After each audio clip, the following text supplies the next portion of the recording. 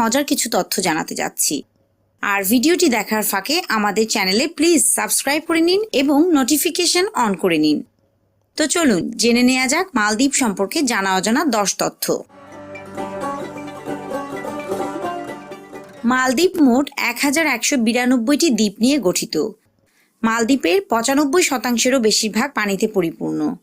এই কোরাল দ্বীপের সমুদ্র সৈকত পৃথিবীর মধ্যে বিখ্যাত, কারণ এর বালুগুলো সাদা ও নরম মসৃণ।